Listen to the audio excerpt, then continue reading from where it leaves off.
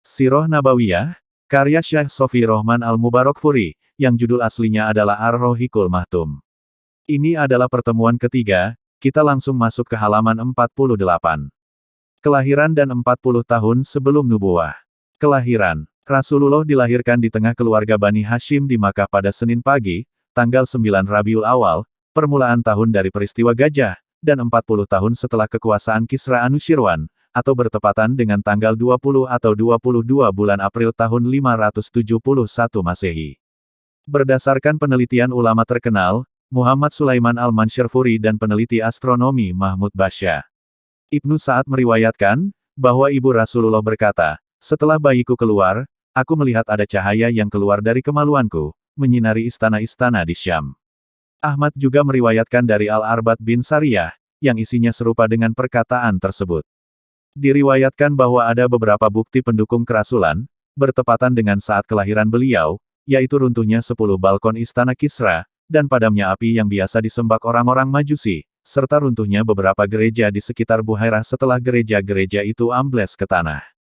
Yang demikian ini diriwayatkan Al-Baihaqi, sekalipun tidak diakui Muhammad Al-Ghazali. Setelah Aminah melahirkan, dia mengirim utusan ke tempat kakeknya, Abdul Muthalib, untuk menyampaikan kabar gembira tentang kelahiran cucunya. Maka Abdul Muthalib datang dengan perasaan sukacita, lalu membawa beliau ke dalam Ka'bah, seraya berdoa kepada Allah dan bersyukur kepadanya.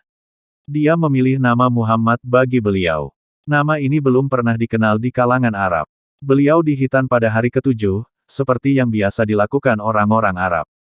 Wanita pertama yang menyusui beliau setelah ibundanya adalah Suwaibah, hamba sahaya Abu Lahab, yang kebetulan sedang menyusui anaknya yang bernama Masruh, yang sebelum itu wanita ini juga menyusui Hamzah bin Abdul Muthalib.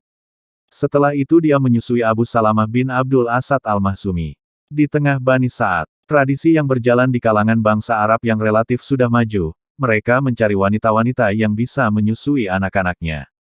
Sebagai langkah untuk menjauhkan anak-anak itu dari penyakit yang bisa menjalar di daerah yang sudah maju, agar tubuh bayi menjadi kuat, otot-ototnya kekar dan agar keluarga yang menyusui bisa melatih bahasa Arab dengan fasih.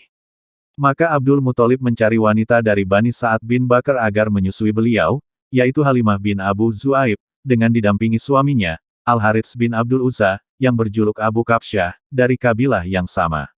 Saudara-saudara Nabi dari satu susuan di sana adalah Abdullah bin Al-Harits, Anisa binti Al-Harits, Huzafa atau Juzamah binti Al-Harits, yang julukannya justru lebih populer daripada namanya sendiri, yaitu Asyaimah. Wanita inilah yang menyusui beliau dan Abu Sufyan bin Al-Harits bin Abdul Muthalib, anak paman beliau. Paman beliau, Hamzah bin Abdul Muthalib juga disusui di Bani Sa'ad bin Bakar. Suatu hari ibu susuan Rasulullah ini juga pernah menyusui Hamzah selagi beliau masih dalam susuannya.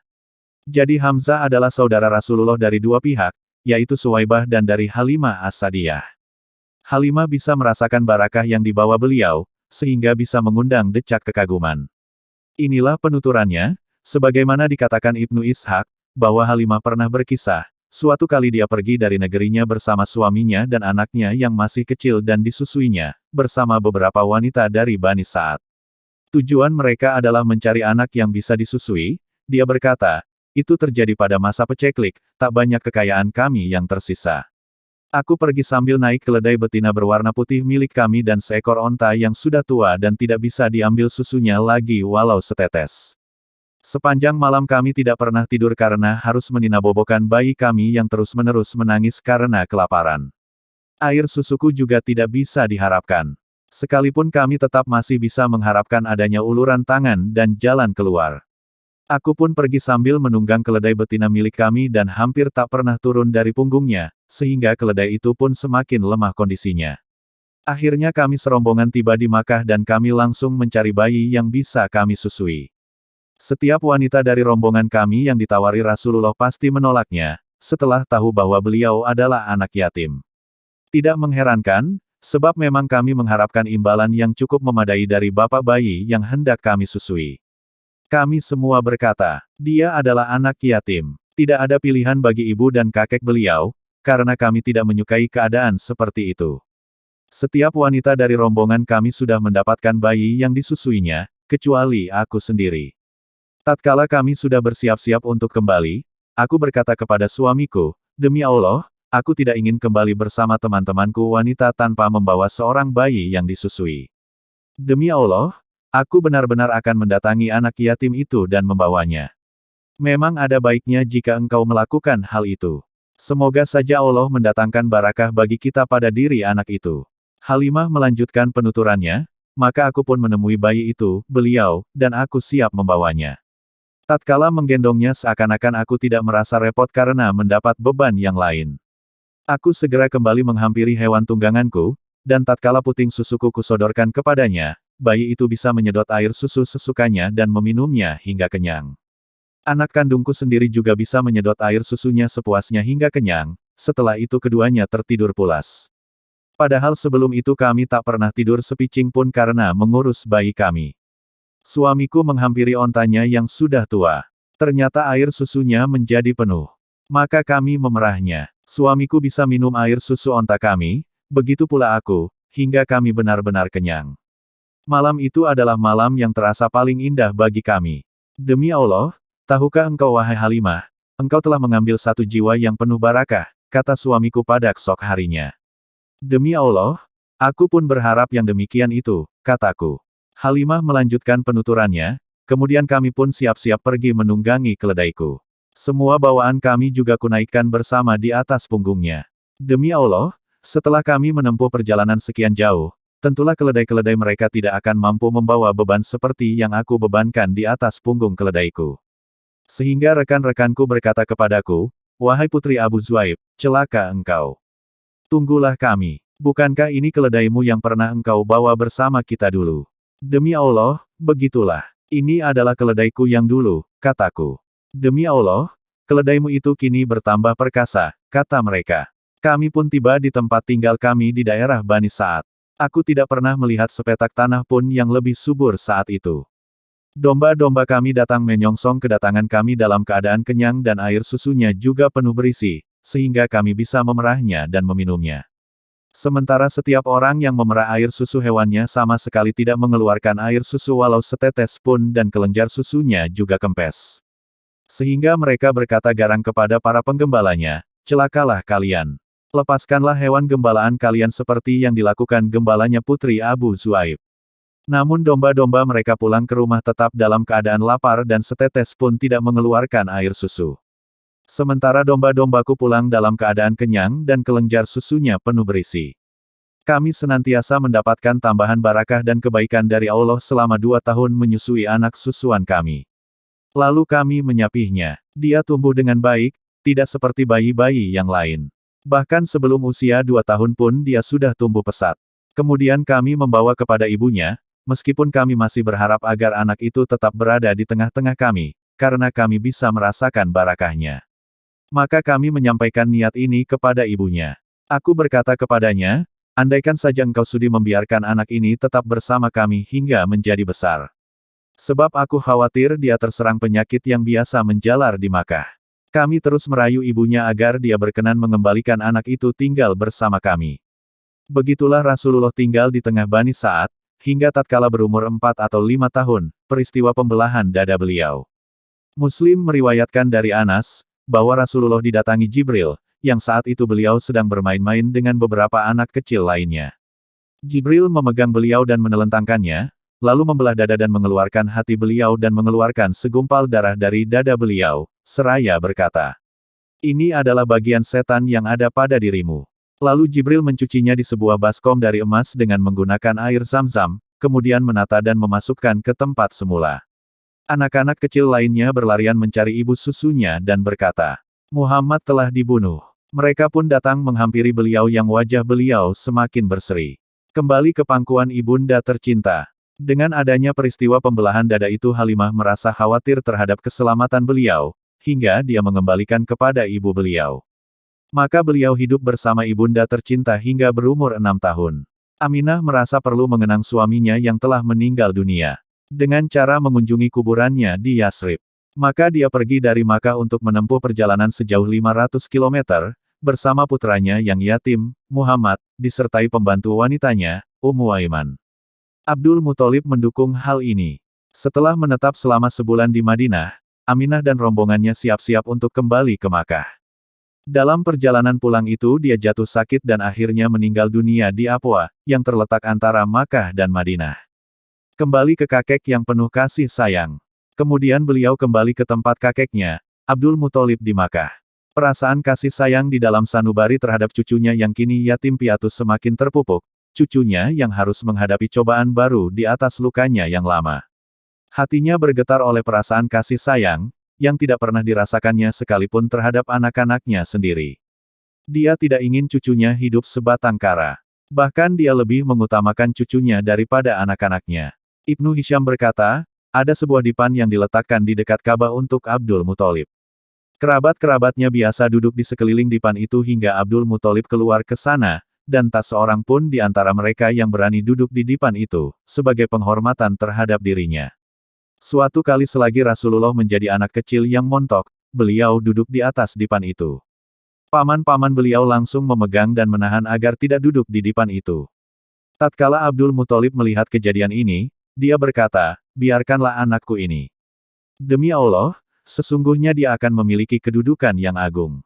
Kemudian Abdul Muthalib duduk bersama beliau di atas dipannya, sambil mengelus punggung beliau dan senantiasa merasa gembira terhadap apapun yang beliau lakukan. Pada usia 8 tahun lebih 2 bulan 10 hari dari umur Rasulullah, kakek beliau meninggal dunia di Makkah. Sebelum meninggal, Abdul Muthalib sudah berpesan menitipkan pengasuhan sang cucu kepada pamannya, Abu Talib, saudara kandung bapak beliau. Di bawah asuhan paman, Abu Talib melaksanakan hak anak saudaranya dengan sepenuhnya dan menganggap seperti anaknya sendiri. Bahkan Abu Talib lebih mendahulukan kepentingan beliau daripada anak-anaknya sendiri, menghususkan perhatian dan penghormatan. Hingga berumur lebih dari 40 tahun beliau mendapatkan kehormatan di sisi Abu Talib, hidup di bawah penjagaannya, rela menjalin persahabatan dan bermusuhan dengan orang lain demi membela diri beliau. Pembahasan mengenai masalah ini akan disampaikan di tempatnya tersendiri. Meminta hujan dengan wajah beliau. Ibnu Asakir mentahrij dari Julhumah bin Arfatah, dia berkata, tatkala aku tiba di Makkah, orang-orang sedang dilanda musim paceklik. Orang-orang Quraisy berkata, wahai Abu Talib, lembah sedang kekeringan dan kemiskinan melanda, marilah kita berdoa meminta hujan. Maka Abu Talib keluar bersama seorang anak kecil, yang seolah-olah wajahnya adalah matahari yang membawa mendung, yang menampakkan awam sedang berjalan pelan-pelan. Di sekitar Abu Talib juga ada beberapa anak kecil lainnya. Dia memegang anak kecil itu dan menempelkan punggungnya ke dinding Ka'bah. Jari jemarinya memegangi anak itu. Langit tadinya bersih dari mendung, tiba-tiba saja mendung itu datang dari segala penjuru, lalu menurunkan hujan yang sangat deras, hingga lembah-lembah terairi dan ladang-ladang menjadi subur. Abu Talib mengisyaratkan hal ini dalam syair yang dibacakannya. Putih berseri meminta hujan dengan wajahnya. Penolong anak yatim dan pelindung wanita janda. Bahira sang rahib. Selagi usia Rasulullah mencapai 12 tahun, dan ada yang berpendapat lebih 2 bulan 10 hari, Abu Talib mengajak beliau pergi berdagang dengan tujuan Syam, hingga tiba di Busra, suatu daerah yang sudah termasuk Syam dan merupakan ibu kota Hauran, yang juga merupakan ibu kotanya orang-orang Arab, sekalipun di bawah kekuasaan bangsa Romawi. Di negeri ini ada seorang rahib yang dikenal dengan sebutan Bahira, yang nama aslinya adalah Jurjis. Tatkala rombongan singgah di daerah ini, maka sang rahib menghampiri mereka dan mempersilahkan mereka mampir ke tempat tinggalnya sebagai tamu kehormatan. Padahal sebelum itu rahib tersebut tidak pernah keluar, namun begitu dia bisa mengetahui Rasulullah dari sifat-sifat beliau. Sambil memegang tangan beliau, sang rahib berkata, orang ini adalah pemimpin semesta alam. Anak ini akan diutus Allah sebagai rahmat bagi seluruh alam. Abu Talib bertanya, dari mana engkau tahu hal itu?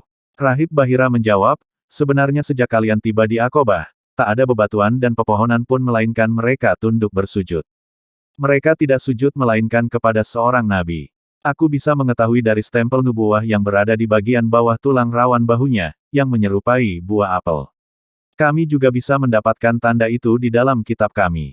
Kemudian Rahib Bahira meminta agar Abu Talib kembali lagi bersama beliau tanpa melanjutkan perjalanannya ke Syam, karena dia takut gangguan dari pihak orang-orang Yahudi. Maka Abu Talib mengirim beliau bersama beberapa pemuda agar kembali lagi ke Makkah. Catatan kaki 42, Mukhtasar Siratir Rasul, Syekh Abdullah An-Najdi, halaman 16, Sirah An-Nabawiyah, Ibnu Hisham, Juz 1 halaman 80-183.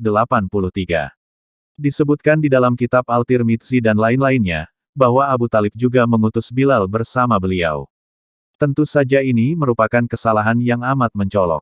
Sebab boleh jadi saat itu Bilal belum lahir. Kalaupun sudah lahir, tidak bakalan dia bergabung bersama Abu Talib ataupun Abu Bakar. Lihat Zadul Ma'ad, Juz 1 halaman 17. Kembali ke atas. Perang Fijar. Pada usia 15 tahun, meletus perang Fijar antara pihak Quraisy bersama Kinanah, berhadapan dengan pihak Qais Ailan. Komandan pasukan Quraisy dan Kinanah dipegang oleh Harb bin Umayyah, karena pertimbangan usia dan kedudukannya terpandang. Pada awal mulanya pihak Quraisy yang mendapatkan kemenangan. Namun kemudian beralih ke pihak Quraisy dan Kinanah. Dinamakan Perang Fijar, karena terjadi pelanggaran terhadap kesucian tanah haram dan bulan-bulan suci. Rasulullah ikut bergabung dalam peperangan ini, dengan cara mengumpulkan anak-anak panah bagi paman-paman beliau untuk dilemparkan kembali ke pihak musuh.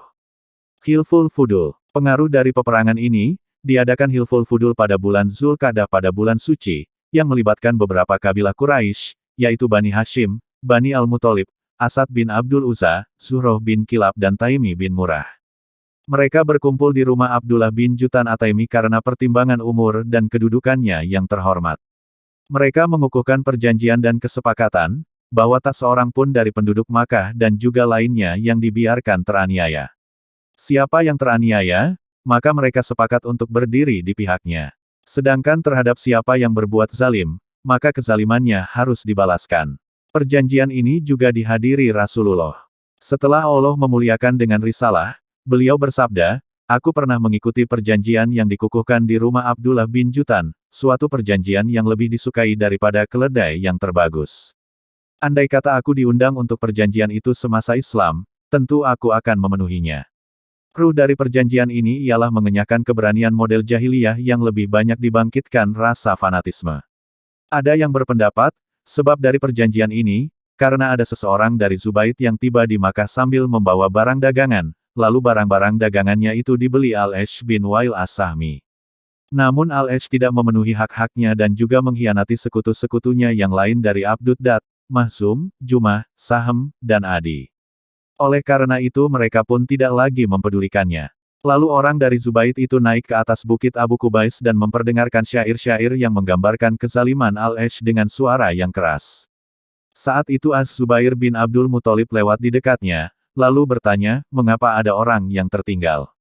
Lalu mereka berkumpul di Hilful Fudul, lalu menghampiri Al-Ash bin Wail untuk memprotes pelanggarannya terhadap hak-hak orang Zubaidi itu. Padahal sebelum itu mereka sudah mengikat persekutuan dengannya. Menggembala kambing. Pada awal masa remaja, Rasulullah tidak mempunyai pekerjaan tetap. Hanya saja beberapa riwayat menyebutkan beliau biasa menggembala kambing di kalangan Bani Sa'ad dan juga di Makkah dengan imbalan uang beberapa dinar. Pada usia 25 tahun, beliau pergi berdagang ke Syam menjalankan barang dagang milik Khadijah. Ibnu Ishaq menuturkan Khadijah binti Huwailid adalah seorang wanita pedagang, terpandang, dan kaya raya. Dia biasa menyuruh orang-orang menjalankan barang dagangannya, dengan membagi sebagian hasilnya kepada mereka. Sementara orang-orang Quraisy memiliki hobi berdagang. Tatkala Khadijah mendengar kabar tentang kejujuran perkataan beliau, kredibilitas dan kemuliaan akhlak beliau, maka dia pun mengirimkan utusan dan menawarkan kepada beliau agar berangkat ke Syam untuk menjalankan barang dagangannya. Dia siap memberikan imbalan jauh lebih banyak dari imbalan yang pernah dia berikan kepada pedagang yang lain. Beliau harus pergi bersama seorang pembantu yang bernama Maisarah. Beliau menerima tawaran ini. Maka beliau berangkat ke Syam untuk berdagang dengan disertai Maisarah. Menikah dengan Khadijah. Setibanya di Makkah dan setelah Khadijah tahu keuntungan dagangannya yang melimpah, yang tidak pernah dilihatnya sebanyak itu sebelumnya, apalagi setelah pembantunya, Maisarah, mengabarkan kepadanya apa yang dilihatnya pada diri beliau selama menyertainya, bagaimana sifat-sifat beliau yang mulia, kecerdikan dan kejujuran beliau, maka seakan-akan Khadijah mendapatkan barangnya yang pernah hilang dan sangat diharapkannya. Sebenarnya sudah banyak para pemuka dan pemimpin kaum yang hendak menikahinya. Namun dia tidak mau. Tiba-tiba saja dia teringat seorang rekannya, Nafisah binti Munyah. Dia meminta agar rekannya ini menemui beliau dan membuka jalan agar mau menikah dengan Khadijah. Ternyata beliau menerima tawaran itu, lalu beliau menemui paman-paman beliau. Kemudian paman-paman beliau menemui Paman Khadijah untuk mengajukan lamaran. Setelah semuanya dianggap beres, maka perkawinan siap dilaksanakan. Yang ikut hadir dalam pelaksanaan akad nikah adalah Bani Hashim dan para pemuka Bani Mudar. Hal ini terjadi 2 bulan sepulang beliau dari Syam. Mas kawin beliau 20 ekor onta muda. Usia Khadijah sendiri 40 tahun, yang pada masa itu dia merupakan wanita yang paling terpandang, cantik, pandai, dan sekaligus kaya. Dia adalah wanita pertama yang dinikahi Rasulullah. Beliau tidak pernah menikahi wanita lain sampai Khadijah meninggal dunia. Semua putra-putri beliau, selain Ibrahim yang dilahirkan Maria Al-Qibtiyah, dilahirkan dari rahim Khadijah. Yang pertama adalah Al-Qasim, dan dengan nama ini pula Rasulullah dijuluki Abul Qasim, kemudian Zainab, Ruqayyah, Ummu Kulsum, Fatimah dan Abdullah. Abdullah ini dijuluki At-Tayyib dan At-Tahir. Semua putra beliau meninggal dunia selagi masih kecil. Sedangkan semua putri beliau sempat menjumpai Islam dan mereka masuk Islam serta ikut hijrah. Hanya saja mereka semua meninggal dunia selagi beliau masih hidup, kecuali Fatimah. Dia meninggal dunia selang 6 bulan sepeninggal beliau, untuk bersua dengan beliau. Renovasi Ka'bah dan pengambilan keputusan. Pada usia 35 tahun, orang-orang Quraisy sepakat untuk merenovasi Ka'bah. Ka'bah pada itu berupa susunan batu-batu, lebih tinggi dari badan manusia, tepatnya 9 hasta yang dibangun sejak masa Ismail, tanpa ada atapnya, sehingga banyak pencuri yang suka mengambil barang-barang berharga yang tersimpan di dalamnya. Dengan kondisi seperti itu, bangunan Ka'bah semakin rapuh dan dindingnya pun sudah pecah-pecah.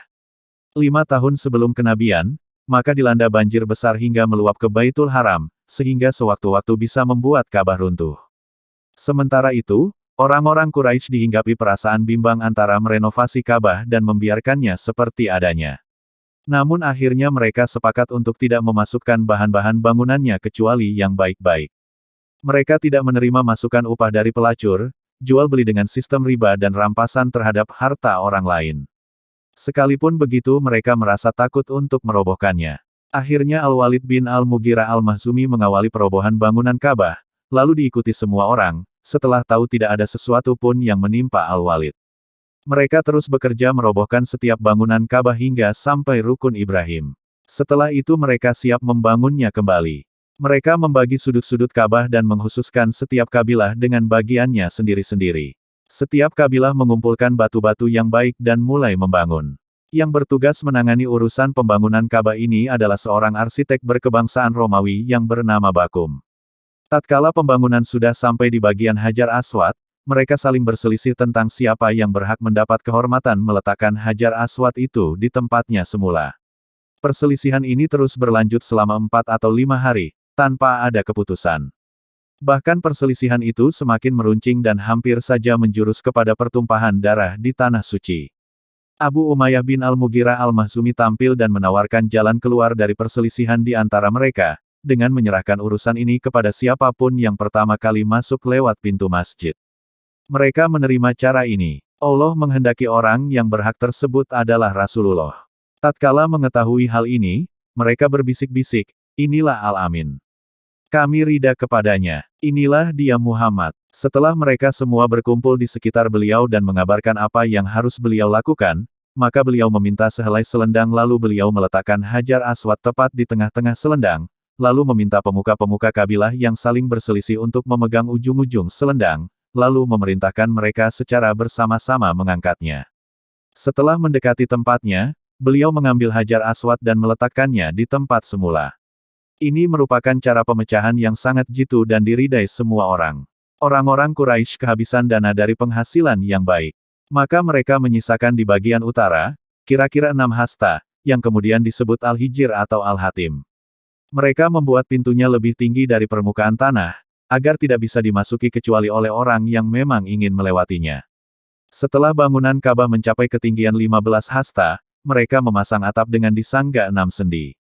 Setelah jadi, Ka'bah itu berbentuk segi 4, yang ketinggiannya kira-kira mencapai 15 meter, panjang sisinya di tempat Hajar Aswad dan sebaliknya adalah 10 kali 10 meter. Hajar Aswad itu sendiri diletakkan dengan ketinggian 1,5 meter dari permukaan pelataran tempat tawaf. Sisi yang ada pintunya dan sebaliknya setinggi 12 meter. Adapun pintunya setinggi 2 meter dari permukaan tanah. Di sekeliling luar Ka'bah ada pagar dari bagian bawah ruas-ruas bangunan, di bagian tengahnya dengan ketinggian 1/4 meter dan lebarnya kira-kira 1/3 meter. Pagar ini dinamakan Asy-Syazarawan. Namun kemudian orang-orang Quraisy meninggalkannya. Daya tarik kepribadian sebelum nubuwah. Nabi telah menghimpun sekian banyak kelebihan dari berbagai lapisan manusia selama pertumbuhan beliau. Beliau menjadi sosok yang unggul dalam pemikiran yang jitu, pandangan yang lurus, mendapat sanjungan karena kecerdikan, kelurusan pemikiran, dan ketepatan dalam mengambil keputusan. Beliau lebih suka diam lama-lama untuk mengamati, memusatkan pikiran dan menggali kebenaran. Dengan akalnya beliau mengamati keadaan negerinya. Dengan fitrahnya yang suci beliau mengamati lembaran-lembaran kehidupan, keadaan manusia dan berbagai golongan. Beliau merasa risih terhadap khurafat dan menghindarinya. Beliau berhubungan dengan manusia, dengan mempertimbangkan keadaan dirinya dan keadaan mereka. Selagi mendapatkan yang baik, maka beliau mau bersekutu di dalamnya. Jika tidak, maka beliau lebih suka dengan kesendiriannya. Beliau tidak mau meminum khamar, tidak mau makan daging hewan yang disembelih untuk dipersembahkan kepada berhala, tidak mau menghadiri upacara atau pertemuan untuk menyembah patung-patung. Bahkan semenjak kecil beliau senantiasa menghindari jenis-jenis penyembahan yang batil ini, sehingga tidak ada sesuatu yang lebih beliau benci selain daripada penyembahan kepada patung-patung ini, dan hampir-hampir beliau tidak sanggup menahan kesabaran tatkala mendengar sumpah yang disampaikan kepada Lata dan Uzza. Tidak diragukan lagi bahwa takdir telah mengelilingi agar beliau senantiasa terpelihara. Jika ada kecenderungan jiwa yang tiba-tiba menggelitik untuk mencicipi sebagian kesenangan dunia atau ingin mengikuti sebagian tradisi yang tidak terpuji, maka pertolongan Allah masuk sebagai pembatas antara diri beliau dan kesenangan atau kecenderungan itu. Ibnul Atsir meriwayatkan, bahwa Rasulullah pernah bersabda, tidak pernah terlintas dalam benakku suatu keinginan untuk mengikuti kebiasaan yang dilakukan orang-orang jahiliyah kecuali hanya 2 kali. Namun kemudian Allah menjadi penghalang antara diriku dan keinginan itu. Setelah itu aku tidak lagi berkeinginan sedikit pun hingga Allah memuliakan aku dengan risalahnya. Suatu malam aku pernah berkata kepada seorang pemuda yang sedang menggembala kambing bersamaku, karena aku hendak masuk Makkah dan hendak mengobrol di sana seperti dilakukan para pemuda lain. Aku akan melaksanakannya, kata pemuda rekanku. Maka aku beranjak pergi. Di samping rumah pertama yang kulewati di Makkah, aku mendengar suara tabuhan rebana. Ada apa ini? Aku bertanya. Orang-orang menjawab, perhelatan pernikahan Fulan dan Fulanah. Aku ikut duduk-duduk dan mendengarkan. Namun Allah menutup telingaku dan aku langsung tertidur, hingga aku terbangun karena sengatan matahari esok harinya. Aku kembali menemui rekanku dan dia langsung menanyakan keadaanku. Maka aku mengabarkan apa yang terjadi. Pada malam lainnya aku berkata seperti itu pula dan berbuat hal yang sama. Namun lagi-lagi aku mengalami kejadian yang sama seperti malam sebelumnya. Maka setelah itu aku tidak lagi ingin berbuat hal yang buruk. Al-Bukhari meriwayatkan dari Jabir bin Abdullah, dia berkata, tatkala Ka'bah sedang direnovasi, Nabi ikut bergabung bersama Abbas, mengambil batu. Abbas berkata kepada beliau, angkatlah jubahmu hingga di atas lutut, agar engkau tidak terluka oleh batu. Namun karena itu beliau justru jatuh terjerembab ke tanah. Maka beliau menghujamkan pandangan ke langit, kemudian bersabda, ini gara-gara jubahku, ini gara-gara jubahku. Lalu beliau mengikatkan jubahnya. Dalam riwayat lain disebutkan, setelah itu tidak pernah terlihat beliau menampakkan auratnya. Nabi menonjol di tengah kaumnya karena perkataannya yang lemah lembut, akhlaknya yang utama, dan sifat-sifatnya yang mulia. Beliau adalah orang yang paling utama kepribadiannya di tengah kaumnya, paling bagus akhlaknya, paling terhormat dalam pergaulannya dengan para tetangga, paling lemah lembut, paling jujur perkataannya, paling terjaga jiwanya, paling terpuji kebaikannya, paling baik amalnya, paling banyak memenuhi janji, paling bisa dipercaya, hingga mereka menjulukinya Al-Amin, karena beliau menghimpun semua keadaan yang baik dan sifat-sifat yang diridai orang lain. Keadaan beliau juga digambarkan Ummul Mukminin Khadijah, beliau membawa bebannya sendiri, memberi orang miskin, menjamu tamu dan menolong siapapun yang hendak menegakkan kebenaran. Di bawah lindungan nubuwah dan risalah. Di Gua Hira, dari beberapa hasil pengamatan, Rasulullah sebelum itu telah membentangkan jarak pemikiran antara diri beliau dengan kaum beliau. Selagi usia Rasulullah hampir mencapai 40 tahun, sesuatu yang paling disukai adalah mengasingkan diri. Dengan membawa roti dari gandum dan air beliau pergi ke Gua Hira di Jabal Nur, yang jaraknya kira-kira 2 mil dari Makkah, suatu gua yang tidak terlalu besar, yang panjangnya 4 hasta dan lebarnya antara 3/4 hingga 1 hasta. Kadang-kadang keluarga beliau ada yang menyertai ke sana. Selama bulan Ramadan beliau berada di gua ini, dan tak lupa memberikan makanan kepada setiap orang miskin yang juga datang ke sana. Beliau menghabiskan waktunya untuk beribadah, memikirkan keagungan alam di sekitarnya dan kekuatan tak terhingga di balik alam. Beliau tidak pernah merasa puas melihat keyakinan kaumnya yang penuh kemusyrikan dan segala persepsi mereka yang tak pernah lepas dari tahayul. Sementara itu, di hadapan beliau juga tidak ada jalan yang jelas dan mempunyai batasan-batasan tertentu, yang bisa menghantarkan kepada keridaan dan kepuasan hati beliau. Pilihan beliau untuk mengasingkan diri ini termasuk satu sisi dari ketentuan Allah atas diri beliau, selagi langkah persiapan untuk menerima utusan besar sedang ditunggunya. Ruh manusia manapun yang realitas kehidupannya akan disusupi suatu pengaruh dan dibawa ke arah lain, maka ruh itu harus dibuat kosong dan mengasingkan diri untuk beberapa saat, dipisahkan dari berbagai kesibukan duniawi dan gejolak kehidupan serta kebisingan manusia yang membuatnya sibuk pada urusan kehidupan. Begitulah Allah mengatur dan mempersiapkan kehidupan Muhammad, untuk mengemban amanat yang besar, mengubah wajah dunia dan meluruskan garis sejarah. Allah telah mengatur pengasingan ini selama 3 tahun bagi Rasulullah sebelum membebaninya dengan risalah. Beliau pergi untuk mengasingkan diri ini selama jangka waktu sebulan, dengan disertai ruh yang suci sambil mengamati kegaiban yang tersembunyi di balik alam nyata, hingga tiba saatnya berhubungan dengan kegaiban itu tatkala Allah sudah memperkenalkannya. Jibril turun membawa wahyu. Selagi usia beliau genap 40 tahun, suatu awal kematangan dan ada yang berpendapat bahwa pada usia inilah para rasul diangkat menjadi rasul, mulai tampak tanda-tanda nubuwah yang menyembul dari balik kehidupan pada diri beliau. Di antara tanda-tanda itu adalah mimpi yang hakiki. Selama 6 bulan mimpi yang beliau alami itu hanya menyerupai fajar subuh yang menyingsing. Mimpi ini termasuk salah satu bagian dari 46 bagian dari nubuwah. Akhirnya pada bulan Ramadan pada tahun ketiga dari masa pengasingan di Gua Hira, Allah berkehendak untuk melimpahkan rahmat-Nya kepada penghuni bumi, memuliakan beliau dengan nubuwah dan menurunkan Jibril kepada beliau sambil membawa ayat-ayat Al-Quran. Catatan kaki 55, Ibnu Hajar berkata, Al-Baihaqi mengisahkan bahwa jangka waktu datangnya mimpi itu selama 6 bulan.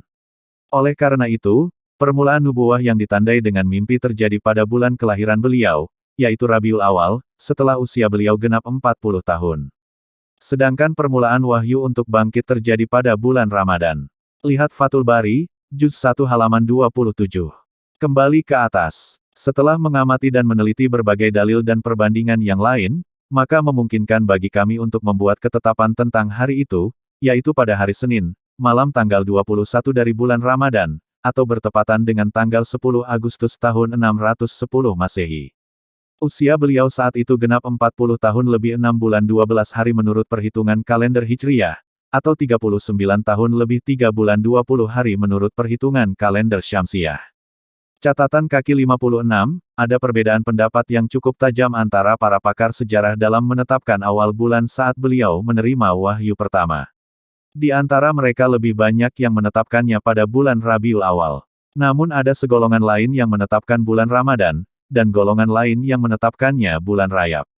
Lihat Mukhtasar Siratir Rasul, Syekh Abdullah bin Muhammad bin Abdul Wahab An-Najdi, halaman 75. Kami menguatkan pendapat kedua, yaitu pada bulan Ramadan, yang dikuatkan firman Allah, bulan Ramadan, bulan yang di dalamnya diturunkan permulaan Al-Quran, Al-Baqarah, 185. Begitu pula firman Allah, sesungguhnya kami memurunkan Al-Quran pada Lailatul Qadar, Al-Qadar, 1. Sebagaimana yang sudah diketahui bersama, Lailatul Qadar adalah pada bulan Ramadan. Inilah yang dimaksud firman Allah. Sesungguhnya kami menurunkan pada suatu malam yang diberkahi dan sesungguhnya kamilah yang memberi peringatan. Ad-Duhan, 3. Karena saat itu beliau berada di Gua Hira, yang berarti Jibril turun di sana, sebagaimana yang sudah diketahui. Ada pula perbedaan pendapat di antara para pakar tentang penentuan harinya dari bulan Ramadan. Ada yang berpendapat pada hari ke-7, ada yang berpendapat pada hari ke-17, ada yang berpendapat pada hari ke-18. Lihat Mukhtasar Siratir Rasul, halaman 75, dan Rahmah Lil Alamin, Juz 1 halaman 49. Al-Hadri menegaskan dalam Al-Mudaratnya, pada hari ke-17.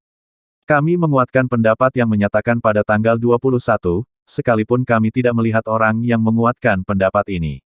Sebab semua pakar biografi atau setidak-tidaknya mayoritas di antara mereka sepakat bahwa beliau diangkat sebagai rasul pada hari Senin. Hal ini diperkuat riwayat para imam hadits, dari Abu Qatadah, bahwa Rasulullah pernah ditanya tentang puasa hari Senin. Maka beliau menjawab, pada hari inilah aku dilahirkan dan pada hari ini pula turun wahyu, yang pertama kepadaku. Dalam lafaz lain disebutkan, itulah hari aku dilahirkan dan pada hari itu pula aku diutus sebagai rasul atau turun kepadaku wahyu. Lihat Sahih Muslim, Juz 1 halaman 368, Ahmad, Juz 5 halaman 299, Al-Baihaqi, Juz 4 halaman 286-300, Al-Hakim, Juz 2 halaman 602. Hari Senin dari bulan Ramadan pada tahun itu jatuh pada tanggal 7, 14, 21, dan 28. Beberapa riwayat yang sahih telah menunjukkan bahwa Lailatul Qadar tidak jatuh kecuali pada malam-malam ganjil dari 10 hari terakhir dari bulan Ramadan. Jadi jika kami membandingkan antara firman Allah, sesungguhnya kami menurunkannya Al-Quran pada Lailatul Qadar, dengan riwayat Abu Qatadah, bahwa hari diutusnya beliau sebagai Rasul jatuh pada hari Senin, serta berdasarkan penelitian ilmiah tentang jatuhnya hari Senin dari bulan Ramadan pada tahun itu, maka jelaslah bagi kami bahwa diutusnya beliau sebagai Rasul jatuh pada malam tanggal 21 dari bulan Ramadan. Kembali ke atas. Marilah kita dengarkan penuturan Aisyah, yang hendak meriwayatkan kepada kita kisah kejadian ini, yang berbinar karena cahaya dari Allah, menguak tabir kegelapan kekufuran dan kesesatan hingga dapat mengubah jalan kehidupan dan meluruskan garis sejarah. Dia berkata, awal permulaan wahyu yang datang kepada Rasulullah ialah berupa mimpi yang hakiki di dalam tidur beliau. Beliau tidak melihat sesuatu di dalam mimpinya melainkan ada sesuatu yang datang menyerupai fajar subuh. Kemudian beliau paling suka mengasingkan diri. Beliau menyendiri di Gua Hira dan beribadah di sana, pada malam-malam hari sebelum pulang ke keluarga dan mengambil bekal. Beliau menemui Khadijah dan mengambil bekal seperti biasanya hingga datang kebenaran tatkala beliau sedang berada di Gua Hira. Malaikat mendatangi beliau seraya berkata, bacalah. Berikut ini penuturan beliau, aku tidak bisa membaca. Dia, malaikat Jibril, memegangiku dan merangkulku hingga aku merasa sesak. Kemudian melepaskanku, seraya berkata lagi, bacalah. Aku menjawab, aku tidak bisa membaca. Dia memegangiku dan merangkulku hingga ketiga kalinya hingga aku merasa sesak, kemudian melepaskanku, lalu berkata, bacalah. Dengan menyebut nama Rabbmu yang menciptakan, dia telah menciptakan manusia dari segumpal darah. Bacalah, dan Rabbmulah yang maha pemurah, yang mengajar manusia dengan perantaran Al-Qalam, dia mengajar kepada manusia apa yang tidak diketahuinya. Al-Alaq, 1-5. Rasulullah mengulang bacaan ini dengan hati yang bergetar, lalu pulang menemui Khadijah binti Huwailid, seraya bersabda, selimutilah aku, selimutilah aku. Maka beliau diselimuti hingga badan beliau tidak lagi menggigil layaknya terkena demam. Apa yang terjadi padaku? Beliau bertanya kepada Khadijah. Maka dia memberitahukan apa yang baru saja terjadi. Beliau bersabda, aku khawatir terhadap keadaan diriku sendiri. Khadijah berkata, tidak, demi Allah, Allah sama sekali tidak akan menghinakanmu, karena engkau suka menyambung tali persaudaraan, ikut membawakan beban orang lain, memberi makan orang yang miskin, menjamu tamu dan menolong orang yang menegakkan kebenaran. Selanjutnya Khadijah membawa beliau pergi menemui Warakah bin Naufal bin Asad bin Abdul Uzza, anak paman Khadijah. Warakah adalah seorang Nasrani semasa jahiliyah. Dia menulis buku dalam bahasa Ibrani dan juga menulis Injil dalam bahasa Ibrani. Dia sudah tua dan buta. Khadijah berkata kepada Warakah, wahai sepupuku, dengarkanlah kisah dari saudaramu, Rasulullah. Warakah bertanya kepada beliau, apa yang pernah engkau lihat wahai saudaraku? Rasulullah mengabarkan apa saja yang telah dilihatnya, akhirnya Warakah berkata, ini adalah namus yang diturunkan Allah kepada Musa. Andaikan saja aku masih muda pada masa itu. Andaikan saja aku masih hidup tatkala kaummu mengusirmu. Benarkah mereka akan mengusirku? Beliau bertanya, benar, tak seorang pun pernah membawa seperti yang engkau bawa melainkan akan dimusuhi. Andaikan aku masih hidup pada masamu nanti, tentu aku akan membantumu secara sungguh-sungguh. Warakah meninggal dunia pada saat-saat turun wahyu. At-Tabari dan Ibnu Hisham meriwayatkan, yang intinya menjelaskan bahwa beliau pergi meninggalkan Gua Hira setelah mendapat wahyu, lalu menemui istri beliau dan pulang ke Makkah. Adapun riwayat At-Tabari menyebutkan sekilas tentang sebab keluarnya beliau dari Gua Hira. Inilah riwayatnya. Rasulullah bersabda, tidak ada makhluk Allah yang paling kubenci selain dari penyair atau orang yang tidak waras. Aku tidak kuat untuk memandang keduanya, beliau juga bersabda. Yang paling ingin kujauhi adalah penyair atau orang yang tidak waras. Sebab orang-orang Quraisy senantiasa berbicara tentang diriku dengan syair itu. Rasanya ingin aku mendaki gunung yang tinggi, lalu menerjukan diri dari sana agar aku mati saja, sehingga aku bisa istirahat dengan tenang. Beliau bersabda lagi, maka aku pun pergi dan hendak melakukan hal itu. Namun di tengah gunung, tiba-tiba ku dengar suara yang datangnya dari langit, berkata, "Wahai Muhammad, engkau adalah Rasul Allah, dan aku Jibril." Aku mengongakkan kepala ke arah langit, yang ternyata di sana ada Jibril dalam rupa seorang laki-laki dengan wajah yang berseri. Kedua telapak kakinya menginjak ufuk langit, seraya berkata, "Wahai Muhammad, engkau adalah Rasul Allah dan aku Jibril." Aku berdiam diri sambil memandangnya, bingung apa yang hendak ku kerjakan, tidak berani melangkah maju atau mundur. Aku memalingkan wajah dari arah yang ditempati Jibril di ufuk langit. Tetapi setiap kali aku memandang arah langit yang lain, di sana tetap ada Jibril seperti yang kulihat. Aku tetap diam, tak selangkah kaki pun maju ke depan atau surut ke belakang, hingga akhirnya Khadijah mengirim beberapa orang untuk mencariku. Bahkan mereka sampai ke Makkah dan kembali lagi menemui Khadijah tanpa hasil, padahal aku tetap berdiri seperti semula di tempatku berdiri. Kemudian Jibril pergi dariku dan aku pun pulang kembali menemui keluargaku. Sesampainya di rumah aku langsung duduk di atas paha Khadijah sambil bersandar kepadanya.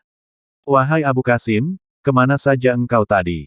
Demi Allah, aku telah mengirim beberapa orang untuk mencarimu hingga mereka sampai ke Makkah, namun kembali lagi tanpa hasil," kata Khadijah. Kemudian aku memberitahukan apa yang telah kulihat. Dia berkata, "Bergembiralah wahai anak pamanku dan teguhkanlah hatimu. Demi diri Khadijah yang ada di tangannya, aku benar-benar sangat berharap engkau menjadi nabi umat ini." Setelah itu Khadijah beranjak pergi untuk menemui Warakah dan mengabarkan kepadanya. Warakah berkata, "Maha suci, Maha suci. Demi diri Warakah yang ada di tangannya, namus yang besar yang pernah datang kepada Musa kini telah datang kepadanya. Dia adalah benar-benar nabi umat ini. Katakanlah kepadanya, agar dia berteguh hati." Khadijah pulang lalu mengabarkan apa yang dikatakan Warakah kepadanya. Tatkala Rasulullah meninggalkan istrinya dan pergi ke Makkah, beliau bertemu Warakah. Setelah mendengar penuturan langsung dari beliau, Warakah berkata, "Demi diriku yang ada di tangannya, engkau adalah benar-benar nabi umat ini. Nama yang besar telah datang kepadamu, seperti yang pernah datang kepada Musa." Wahyu terputus. Tentang jangka waktu terputusnya wahyu, Ibnu Sa'ad meriwayatkan dari Ibnu Abbas, yang intinya menjelaskan bahwa jangka waktunya adalah beberapa hari. Inilah pendapat kuat dan bahkan yang bisa dipastikan, setelah mengadakan penyelidikan dari segala sisi. Pendapat yang banyak menyebar, bahwa masa terputusnya wahyu itu berlangsung selama 3 tahun atau 2,5 tahun, merupakan pendapat yang tidak benar. Namun bukan di sini tempatnya untuk menyanggah pendapat ini secara rinci. Pada masa-masa terputusnya wahyu itu, Rasulullah hanya diam dalam keadaan termenung sedih. Rasa kaget dan bingung melingkupi diri beliau. Al-Bukhari meriwayatkan di dalam Kitabut Tabir, yang isinya sebagai berikut, wahyu terputus selang beberapa waktu, hingga Nabi dirundung kedukaan seperti halnya diri kita yang sedang berduka. Beberapa kali beliau sudah mencapai puncak gunung agar mati saja di sana. Tetapi setiap kali beliau sudah mencapai puncaknya dan terbesit keinginan untuk terjun dari sana, muncul bayangan Jibril yang berkata kepada beliau, "Wahai Muhammad, engkau adalah benar-benar Rasul Allah." Dengan begitu hati dan jiwa beliau menjadi tenang kembali. Setelah itu beliau pulang kembali. Jika kevakuman wahyu itu berselang lagi, maka beliau melakukan hal yang sama. Namun selagi sudah tiba di puncak gunung, tiba-tiba muncul bayangan Jibril dan mengatakan hal yang sama. Jibril turun membawa wahyu untuk kedua kalinya. Ibnu Hajar menuturkan, selama wahyu terputus untuk beberapa hari lamanya, beliau ketakutan dan kedukaannya segera sirna dan kembali seperti sebelumnya. Tatkala bayang-bayang kebingungan mulai surut, tanda-tanda kebenaran mulai membias, dan beliau menyadari secara yakin bahwa kini beliau benar-benar menjadi seorang Nabi Allah yang maha besar dan maha tinggi, bahwa yang mendatangi beliau adalah duta pembawa wahyu yang menyampaikan pengabaran langit. Kegelisahan dan penantiannya terhadap kedatangan wahyu merupakan sebab keteguhan hatinya jika wahyu itu datang lagi, maka Jibril benar-benar datang lagi untuk kedua kalinya. Al-Bukhari meriwayatkan dari Jabir bin Abdullah, bahwa dia pernah mendengar Rasulullah menuturkan masa turunnya wahyu. Beliau bersabda, tatkala aku sedang berjalan, tiba-tiba ku dengar sebuah suara yang berasal dari langit. Aku mendongakkan pandangan ke arah langit. Ternyata di sana ada malaikat yang mendatangiku di Gua Hira, sedang duduk di sebuah kursi, menggantung di antara langit dan bumi. Aku mendekatinya hingga tiba-tiba aku terjerebab ke atas tanah. Kemudian aku menemui keluargaku dan kukatakan, selimutilah aku, selimutilah aku. Lalu Allah menurunkan surat Al-Mudaththir, 1-5. Setelah itu wahyu datang secara berturut-turut. Sedikit penjelasan tentang pembagian-pembagian wahyu. Sebelum kita mulai merinci kehidupan beliau semasa risalah dan nubuwah, ada baiknya jika kita mengetahui terlebih dahulu pembagian-pembagian wahyu, yang merupakan sumber risalah dan batasan-batasan dakwah. Ibnul Qayyim menyebutkan tingkatan-tingkatan wahyu, yaitu 1. Mimpi yang hakiki, ini merupakan permulaan wahyu yang turun kepada Nabi. 2. Apa yang disusupkan ke dalam jiwa dan hati beliau, tanpa dilihatnya, sebagaimana yang dikatakan Nabi, sesungguhnya Ruhul Kudus menghembuskan ke dalam diriku, bahwa suatu jiwa sama sekali tidak akan mati hingga disempurnakan rezekinya. Maka bertakwalah kepada Allah, baguskan dalam meminta, dan janganlah kalian menganggap lamban datangnya rezeki, sehingga kalian mencarinya dengan cara mendurhakai Allah, karena apa yang ada di sisi Allah tidak akan bisa diperoleh kecuali dengan menaatinya. 3. Malaikat muncul di hadapan Nabi dalam rupa seorang laki-laki, lalu berbicara dengan beliau hingga beliau bisa menangkap secara langsung apa yang dibicarakannya. Dalam tingkatan ini kadang-kadang para sahabat juga bisa melihatnya. 4. Wahyu itu datang menyerupai bunyi gemerincing lonceng. Ini merupakan wahyu yang paling berat dan malaikat tidak terlihat oleh pandangan Nabi, hingga dahi beliau berkerut mengeluarkan keringat sekalipun pada waktu yang sangat dingin, dan hingga hewan tunggangan beliau menderum ke tanah jika beliau sedang menaikinya. Wahyu seperti ini sekali pernah datang tatkala paha beliau berada di atas Zaid bin Sabit, sehingga Zaid merasa keberatan dan hampir saja tidak kuat menyangganya. 5. Nabi bisa melihat malaikat dalam rupa aslinya, lalu menyampaikan wahyu seperti yang dikehendaki Allah kepada beliau. Wahyu seperti ini pernah datang 2 kali, sebagaimana yang disebutkan Allah di dalam surat An-Najm. 6. Wahyu yang disampaikan Allah kepada beliau, yaitu di atas lapisan-lapisan langit pada malam Miraj, berisi kewajiban salat dan lain-lainnya. 7. Allah berfirman secara langsung dengan Nabi tanpa menggunakan perantara, sebagaimana Allah berfirman dengan Musa bin Imran. Wahyu semacam ini pasti berlaku bagi Musa berdasarkan nas Al-Quran dan menurut penuturan beliau dalam hadits tentang Isra. Sebagian pakar menambahi dengan tingkatan wahyu yang ke-8, yaitu Allah berfirman langsung di hadapan beliau tanpa ada tabir.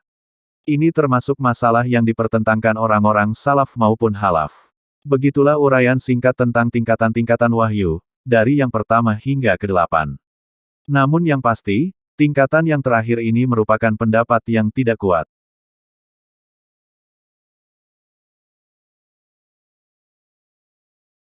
Perintah melaksanakan dakwah kepada Allah dan materi dakwah. Nabi mendapat berbagai macam perintah dalam firman Allah. Hai orang yang berkemul atau berselimut, bangunlah, lalu berilah peringatan. Dan Tuhanmu agungkanlah. Dan pakaianmu bersihkanlah, dan perbuatan dosa tinggalkanlah, dan janganlah kamu memberi dengan maksud memperoleh balasan yang lebih banyak. Dan untuk memenuhi perintah Tuhanmu, bersabarlah. Al-Mudaththir, 1-7. Sepintas lalu ini merupakan perintah-perintah yang sederhana dan remeh. Namun pada hakikatnya mempunyai tujuan yang jauh, berpengaruh sangat kuat dan nyata, yang dapat dirinci sebagai berikut. 1. Tujuan pemberian peringatan, agar siapapun yang menyalahi keridaan Allah di dunia ini diberi peringatan tentang akibatnya yang pedih di kemudian hari, dan yang pasti akan mendatangkan kegelisahan dan ketakutan di dalam hatinya. 2. Tujuan mengagungkan Rabb, agar siapapun yang menyombongkan diri di dunia tidak dibiarkan begitu saja melainkan kekuatannya akan dipunahkan dan keadaannya dibalik total, sehingga tidak ada kebesaran yang tersisa di dunia selain kebesaran Allah. 3. Tujuan membersihkan pakaian dan meninggalkan perbuatan dosa, agar kebersihan lahir dan batin benar-benar tercapai, begitu pula dalam membersihkan jiwa dari segala noda dan kotoran bisa mencapai titik kesempurnaan, agar jiwa manusia berada di bawah lindungan rahmat Allah, penjagaan, pemeliharaan, hidayah, dan cahayanya, sehingga dia menjadi sosok paling ideal di tengah masyarakat manusia, mengundang pesona semua hati dan decak kekaguman. 4. Tujuan larangan mengharap yang lebih banyak dari apa yang diberikan, agar seseorang tidak menganggap perbuatan dan usahanya sesuatu yang besar lagi hebat, agar dia senantiasa berbuat dan berbuat, lebih banyak berusaha dan berkorban, lalu melupakannya. Bahkan dengan perasaannya di hadapan Allah, dia tidak merasa telah berbuat dan berkorban. 5. Dalam ayat yang terakhir terdapat isyarat tentang gangguan, siksaan, ejekan, dan olok-olok yang bakal dilancarkan orang-orang yang menentang, bahkan mereka berusaha membunuh beliau dan membunuh para sahabat serta menekan setiap orang yang beriman di sekitar beliau. Allah memerintahkan agar beliau bersabar dalam menghadapi semua itu, dengan modal kekuatan dan ketabahan hati, bukan dengan tujuan untuk kepentingan pribadi, tetapi karena keridaan Allah semata. Allah Maha Besar. Alangkah sederhananya perintah-perintah ini jika dilihat secara sepintas lalu. Alangkah lembut sentuhannya. Tetapi betapa besar dan berat pengamalannya, alangkah besar pengaruh guncangannya terhadap seisi alam dan membiarkan sebagian berbenturan dengan sebagian yang lain. Ayat-ayat ini sendiri mengandung materi-materi dakwah dan tablik. Pemberian peringatan itu sendiri biasanya mengundang berbagai reaksi yang kurang menyenangkan bagi pelakunya. Apalagi semua orang sudah tahu bahwa dunia ini tidak mau tahu apa yang dilakukan manusia dan tidak akan memberi balasan macam apapun terhadap apapun yang mereka kerjakan. Pemberian peringatan menuntut kedatangan suatu hari di luar hari-hari di dunia, yang pada saat itu akan ada pembalasan. Hari itu adalah hari kiamat atau hari pembalasan. Hal ini mengharuskan adanya suatu kehidupan lain yang berbeda dengan kehidupan yang dijalani manusia di dunia. Semua ayat ini menuntut tauhid yang jelas dari manusia, penyerahan urusan kepada Allah, meninggalkan kesenangan diri sendiri dan keridaan manusia, untuk dipasrahkan kepada keridaan Allah. Jadi hal-hal yang terangkum di sini meliputi 1. Tauhid 2. Iman kepada hari akhirat 3. Membersihkan jiwa, dengan cara menjauhi kemungkaran dan kekejian yang kadang-kadang mengakibatkan munculnya hal-hal yang kurang menyenangkan, mencari keutamaan, kesempurnaan, dan perbuatan-perbuatan yang baik. 4. Menyerahkan semua urusan kepada Allah. 5. Semua itu dilakukan setelah beriman kepada risalah Muhammad, bernaung di bawah kepemimpinan dan bimbingan beliau yang lurus. Di samping itu, permulaan ayat-ayat ini mengandung seruan yang tinggi, sebagai perintah yang ditujukan kepada Nabi, agar beliau bangun dari tidur dan melepas selimut, siap untuk berjihad dan berjuang. Hai orang yang berkemul, bangunlah lalu berilah peringatan. Seakan-akan Allah berfirman, sesungguhnya orang yang hidup untuk dirinya bisa hidup tenang dan santai. Tetapi engkau yang memanggul beban besar ini, mengapa tidur-tiduran saja? Mengapa engkau santai-santai saja? Mengapa engkau masih terlentang di atas tempat tidur yang nyaman dan tenang-tenang saja? Bangunlah untuk menghadapi urusan besar yang sudah menantimu. Beban berat sudah menunggu di hadapanmu. Bangunlah untuk berjihad dan berjuang. Bangunlah, karena waktu tidur dan istirahat sudah habis. Sejak hari ini engkau harus siap untuk lebih banyak berjaga pada malam hari dan perjuangan yang berat lagi panjang. Bangunlah dan bersiaplah untuk semua itu. Sungguh ini merupakan perkataan yang besar dan menakutkan, yang membuat beliau melompat dari tempat tidurnya yang nyaman di rumah yang penuh kedamaian, siap terjun ke kancah, di antara arus dan gelombang, antara yang keras dan yang menarik menurut perasaan manusia, terjun ke kancah kehidupan. Maka Rasulullah bangkit, dan setelah itu selama 25 tahun beliau tidak pernah istirahat dan diam, tidak hidup untuk diri sendiri dan keluarga beliau. Beliau bangkit dan senantiasa bangkit untuk berdakwah kepada Allah, memanggul beban yang berat di pundaknya, tidak mengeluh dalam melaksanakan beban amanat yang besar di muka bumi ini, memikul beban kehidupan semua manusia, beban akidah, perjuangan, dan jihad, di berbagai medan. Beliau pernah hidup di medan peperangan secara terus-menerus dan berkepanjangan selama itu, semenjak beliau mendengar seruan yang agung dan mendapat beban kewajiban. Semoga Allah memberikan balasan kebaikan kepada beliau dan kepada siapapun. Pada lembaran-lembaran berikut ini akan kami sajikan gambaran sederhana dari jihad yang beliau laksanakan selama sekian lama dan penuh rintangan. Periode dan tahapan dakwah. Kita bisa membagi masa dakwah Rasulullah menjadi dua periode, yang satu sama lain sangat berbeda, yaitu 1. Periode Makkah, berjalan kira-kira selama 13 tahun. 2. Periode Madinah, berjalan selama 10 tahun penuh. Setiap periode memiliki tahapan-tahapan tersendiri, dengan kekhususannya masing-masing, yang berbeda satu sama lain. Hal ini tampak jelas setelah meneliti berbagai unsur yang menyertai dakwah itu selama 2 periode secara mendetil. Periode Makkah dapat dibagi menjadi 3 tahapan, yaitu 1. Tahapan dakwah secara sembunyi-sembunyi, yang berjalan selama 3 tahun. 2. Tahapan dakwah secara terang-terangan di tengah penduduk Makkah, yang dimulai sejak tahun ke-4 dari nubuwah hingga akhir tahun ke-10. 3. Tahapan dakwah di luar Makkah dan penyebarannya, yang dimulai dari tahun ke-10 dari nubuwah hingga hijrah ke Madinah. Sedangkan periode Madinah akan dirinci pada tempatnya di bagian mendatang. Tahapan pertama, jihad untuk berdakwah. 3 tahun dakwah secara sembunyi-sembunyi. Sebagaimana yang sudah diketahui, Makkah merupakan sentral agama bangsa Arab. Di sana ada peribadatan terhadap Ka'bah dan penyembahan terhadap berhala dan patung-patung yang disucikan seluruh bangsa Arab. Cita-cita untuk memperbaiki keadaan mereka tentu bertambah sulit dan berat jika orang yang hendak mengadakan perbaikan jauh dari lingkungan mereka. Hal ini membutuhkan kemauan keras yang tidak bisa diguncang musibah dan kesulitan. Maka dalam menghadapi kondisi seperti ini, tindakan yang paling bijaksana adalah tidak kaget karena tiba-tiba menghadapi sesuatu yang menggusarkan mereka. Kawanan pertama, sangat lumrah jika Rasulullah menampakkan Islam pada awal mulanya kepada orang yang paling dekat dengan beliau, anggota keluarganya dan sahabat-sahabat karib beliau. Beliau menyeru mereka kepada Islam, juga menyeru siapapun yang dirasa memiliki kebaikan, yang sudah beliau kenal secara baik dan mereka pun mengenal beliau secara baik, yaitu mereka yang memang diketahui mencintai kebaikan dan kebenaran, mengenal kejujuran dan kelurusan beliau. Maka mereka yang diseru ini langsung memenuhi seruan beliau, karena mereka sama sekali tidak menyaksikan keagungan diri beliau dan kejujuran pengabaran yang beliau sampaikan. Dalam tarikh Islam, mereka dikenal dengan sebutan As-Sabiqunal Awalun, yang terdahulu dan yang pertama-tama masuk Islam. Mereka adalah istri beliau, Ummul Mukminin Khadijah binti Huwailid, pembantu beliau, Zaid bin Haritsah bin Syurahbil Al-Kalbi, anak paman beliau, Ali bin Abu Talib, yang saat itu Ali masih anak-anak dan hidup dalam asuhan beliau dan sahabat karib beliau, Abu Bakar As-Siddiq.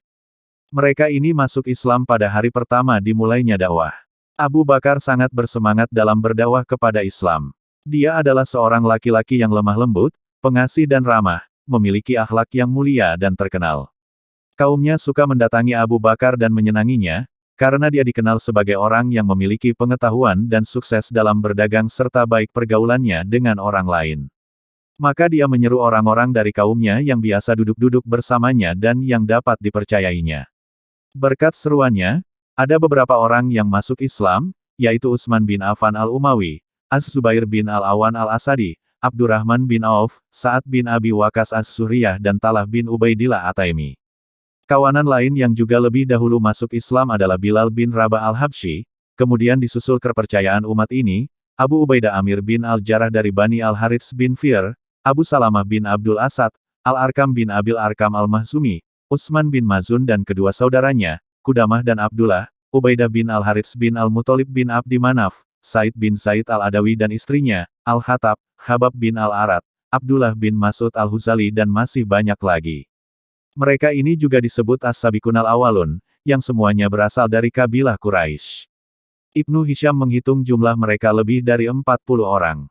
Namun siapa-siapa yang selain disebutkan di atas perlu diteliti lagi. Ibnu Ishaq berkata, setelah itu banyak orang yang masuk Islam baik laki-laki maupun wanita, sehingga nama Islam menyebar di seluruh Makkah dan banyak yang membicarakannya. Mereka masuk Islam secara sembunyi-sembunyi. Rasulullah menemui mereka dan mengajarkan agama secara kucing-kucingan. Sebab, dakwah saat itu dilakukan secara sembunyi-sembunyi dan perorangan. Wahyu diturunkan sedikit demi sedikit lalu berhenti setelah turunnya awal surat Al-Mudatsir. Ayat-ayat dan potongan surat yang turun saat itu berupa ayat-ayat pendek, dengan penggalan-penggalan kata yang indah menawan dan sentuhan lembut, sesuai dengan iklim yang juga lembut pada saat itu, berisi sanjungan mensucikan jiwa dan celaan mengotorinya dengan keduaan, berisi ciri-ciri surga dan neraka, yang seakan-akan keduanya tampak di depan mata, membawa orang-orang mukmin ke dunia lain tidak seperti dunia yang ada pada saat itu. Salat. Di antara wahyu yang pertama-tama turun adalah perintah salat. Muqatil bin Sulaiman berkata, Allah mewajibkan salat 2 rakaat pada pagi hari dan 2 rakaat pada petang hari pada awal Islam, yang didasarkan pada firman Allah. Dan bertasbihlah seraya memuji Rabbmu pada waktu pagi dan petang. Al-Mu'min, 55. Ibnu Hajar menuturkan, sebelum Isra, Nabi sudah pernah salat, begitu pula para sahabat. Tetapi terdapat perbedaan pendapat, adakah salat yang diwajibkan sebelum ada kewajiban salat 5 waktu ataukah tidak? Ada yang berpendapat, yang diwajibkan pada masa itu adalah salat sebelum terbit matahari dan sebelum terbenamnya matahari. Al-Harits bin Usamah meriwayatkan dari jalan Ibnu Luhayah secara mausul dari Zaid bin Haritsah, bahwa pada awal-awal turunnya, Jibril mendatangi Rasulullah dan mengajarkan wudhu kepada beliau. Seusai wudhu, beliau mengambil seciduk air lalu memercikan kekemaluan. Ibnu Majah juga meriwayatkan hal ini dengan makna yang serupa. Juga diriwayatkan dari Al-Bara bin Azib dan Ibnu Abbas di hadits Ibnu Abbas, dan hal itu termasuk kewajiban yang pertama diturunkan. Ibnu Hisham menyebutkan, bahwa jika tiba waktu salat, Nabi dan para sahabat pergi ke tempat yang terpencil lalu secara sembunyi-sembunyi mengerjakan salat, agar tidak dilihat kaumnya. Suatu kali Abu Talib melihat Nabi mengerjakan salat bersama Ali. Maka Abu Talib menanyakan salat itu. Setelah mendapat penjelasan yang cukup memuaskan, Abu Talib menyuruh beliau dan Ali agar menguatkan hati. Orang-orang Quraisy mendengar kabar secara global. Setelah melihat beberapa kejadian di sana-sini, ternyata dakwah Islam sudah didengar orang-orang Quraisy pada tahapan ini, sekalipun dakwah itu masih dilakukan secara sembunyi-sembunyi dan perorangan. Namun mereka tidak ambil peduli. Muhammad Al-Ghazali menuturkan, kabar tentang dakwah Islam ini sudah mulai menyebar di kalangan orang-orang Quraisy, namun mereka tidak ambil peduli. Sebab mereka mengira bahwa Muhammad hanya salah seorang di antara mereka yang peduli terhadap urusan agama, yang suka berbicara tentang masalah ketuhanan dan hak-haknya, seperti yang biasa dilakukan Umayyah bin As-Solat, Qus bin Saidah, Amr bin Nufail dan orang-orang yang lain. Tapi lama-kelamaan ada pula perasaan khawatir yang mulai menghantui mereka karena pengaruh tindakan beliau. Oleh karena itu mereka mulai menaruh perhatian terhadap dakwah beliau. Selama 3 tahun dakwah masih dilakukan secara sembunyi-sembunyi dan perorangan. Selama jangka waktu ini telah terbentuk sekelompok orang-orang mukmin yang senantiasa menguatkan hubungan persaudaraan dan saling bahu-membahu. Penyampaian dakwah terus dilakukan, hingga turun wahyu yang mengharuskan Rasulullah menampakkan dakwah kepada kaumnya, menjelaskan kebatilan mereka dan menyerang berhala-berhala sesembahan mereka. Sampai di sini pembacaan kali ini, insya Allah akan dilanjutkan di pembacaan berikutnya.